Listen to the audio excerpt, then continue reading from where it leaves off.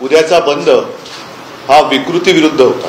मी होता हा शब्द वापरतोय याचं कारण आत्ताच थोड्या वेळापूर्वी माननीय उच्च न्यायालयाने तत्परतेने या बंदला मनाई केलेली आहे। एका गोष्टीचं मला बरं वाटलं की न्यायालय एवढ्या तत्परतेने हलू शकतं, हे खरंच कौतुकास्पद आहे।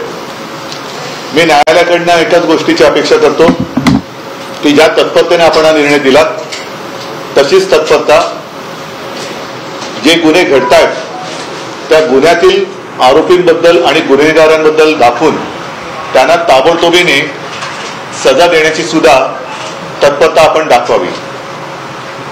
साहजिकच आहे की माननीय उच्च न्यायालयाचा निर्णय हा आम्हाला मान्य नाही, परंतु कोर्टाचा आदर ठेवावा लागतो।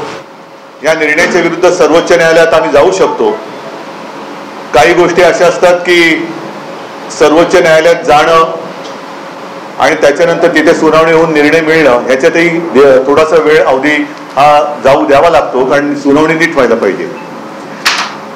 या घटना अशा आहेत आणि या बंदचं कारण हे वेगळं होतं। सर्वोच्च न्यायालयात जाण्याची आताही वेळ नाहीये, कारण सर्वोच्च न्यायालयात जाणार, अपील होणार आणि त्याच्यामध्ये जनतेच्या मनातला जो काही उद्रेक आहे, संताप आहे, तो जर का आणखीन उफाळला तर मग सगळ्यांनाच कठीण होईल।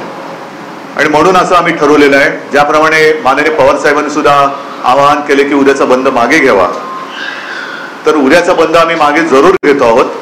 मात्र राज्यभर प्रत्येक गावात, प्रत्येक शहरातल्या आणि गावातल्या मुख्य चौकात महाविकास आघाडीचे सगळे नेते आणि कार्यकर्ते तोंडाला काळ्या फिती बांधून हातात काळे झेंडे घेऊन या सगळ्याच गोष्टीचा निषेध करतील। ठीक आहे, बंदला तुम्ही बंद म्हटलात, आम्ही तोंडच बंद ठेवतो,